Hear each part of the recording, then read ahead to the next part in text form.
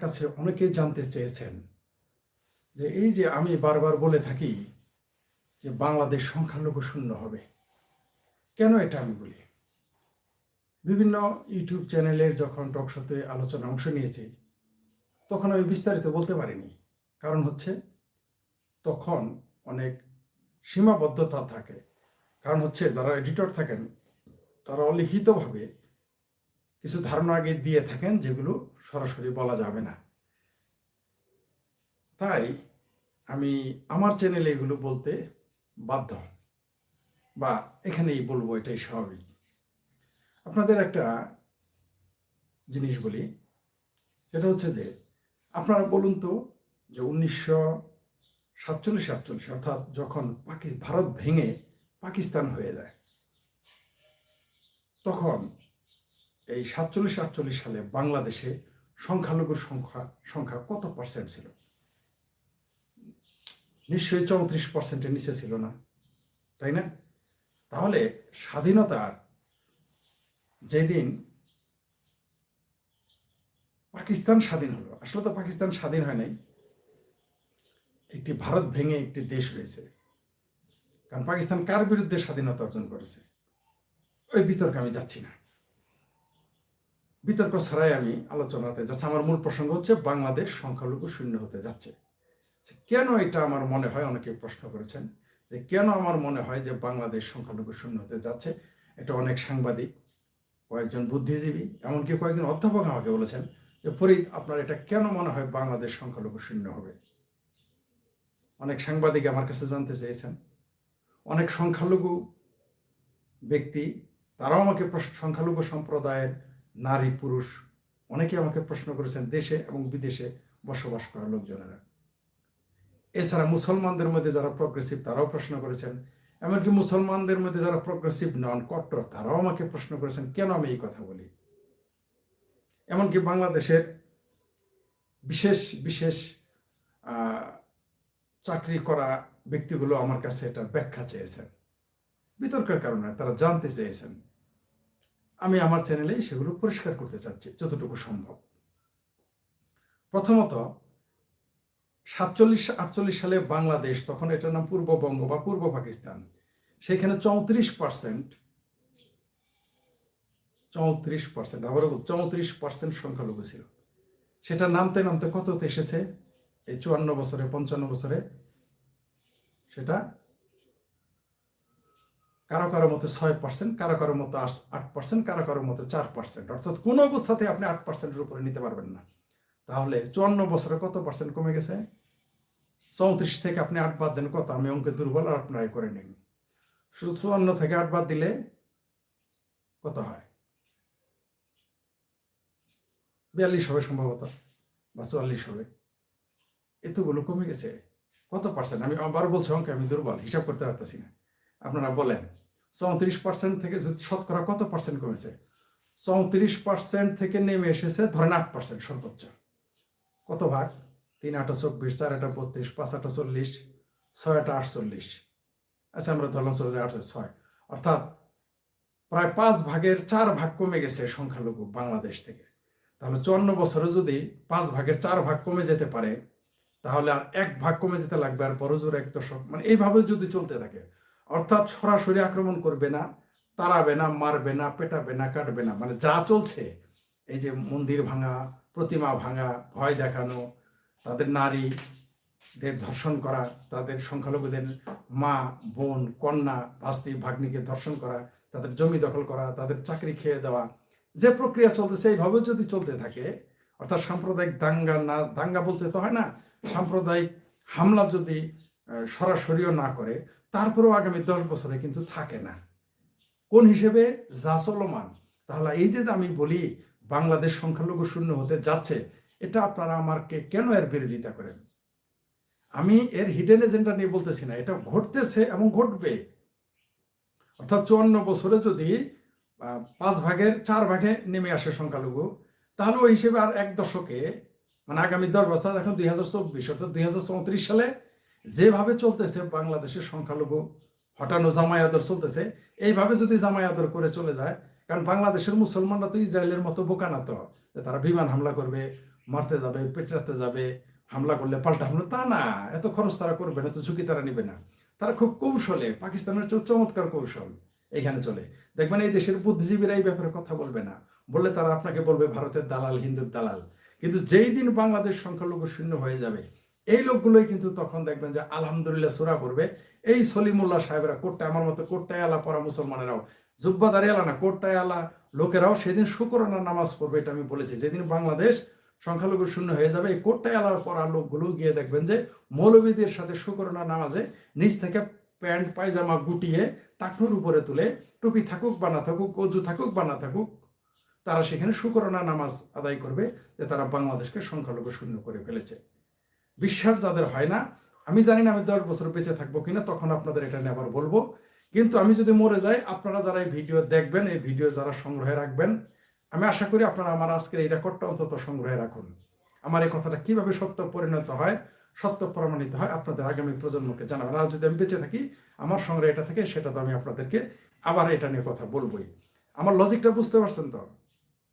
বাংলাদেশ কিন্তু ইসরায়েলের মতো বোম মেরে, বিমান হামলা করে, বন্দুক দিয়ে এই দেশ সংখ্যালঘু শূন্য করতেছে না।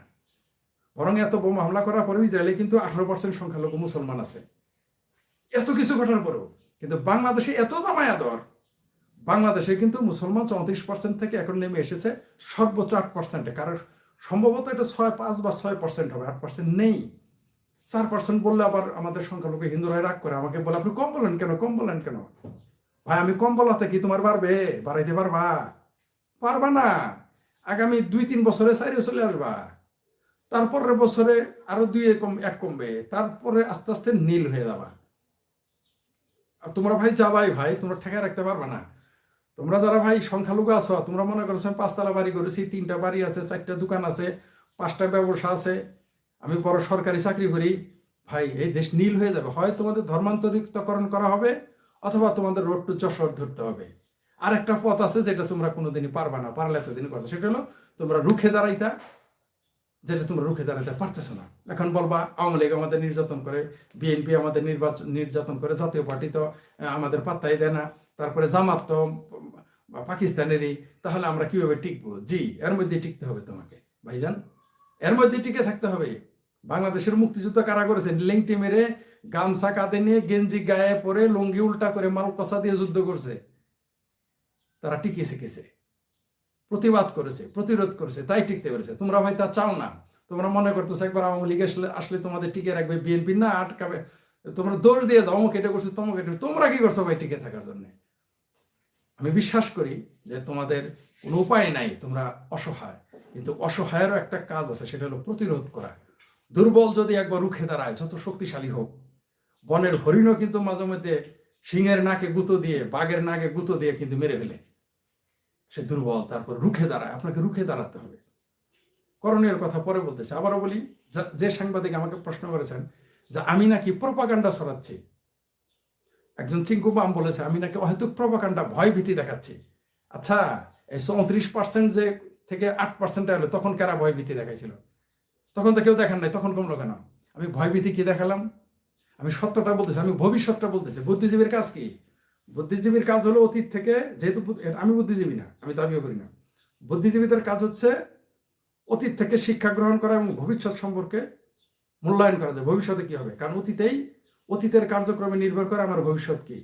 অতীতে আমি যদি স্কুল জীবনে ভালো পড়ালেখা না করি, ভালো চাকরি পাবো না, সোজা হিসাব। আমি যদি ইয়াং বয়সে ব্যবসাতে মন না দিই, আমি বুড়া বয়সে ব্যবসা থেকে কাজকর্ম করে খাইতে পারবো না, সোজা হিসাব। অতীতের কার্যক্রমের উপরে নির্ভর করে আমার ফিউচার কি, এটাই তো সত্য। তো বুদ্ধিজীবীর কাজ কি? বুদ্ধিজীবীর কাজ তো দলের চামচামি করে না, সত্য বলা। কে মানলো কে মানলো না তাতে যায় আসে না। ডক্টর হুমায়ুন আজাদ বলে যাননি যে মুসলমানদের জন্য স্কুল কলেজ বিশ্ববিদ্যালয় মানে না, তাদের মাদ্রাসাতে মানে।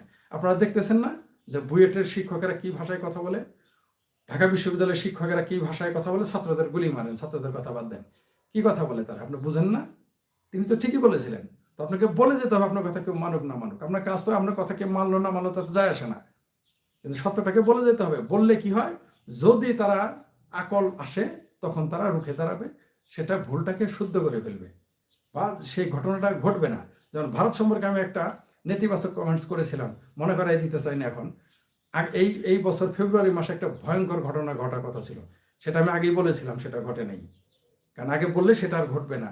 যারা বিজ্ঞ তারা সেটা বিরোধিতা করে টিকিয়ে রাখে। তেমনি এই কথাটা বলতেছি, আজকে সংখ্যালঘু ধরেন 6 থেকে 8% আছে, ধরে নেন 6 থেকে 8। এখনো যদি তারা তাদের প্রতিবাদ প্রতিরোধ করতো বা করে, তাহলে তারা টিকে থাকবে, নাহলে তারা শূন্য হবে। আপনি কখনোই পারবেন না।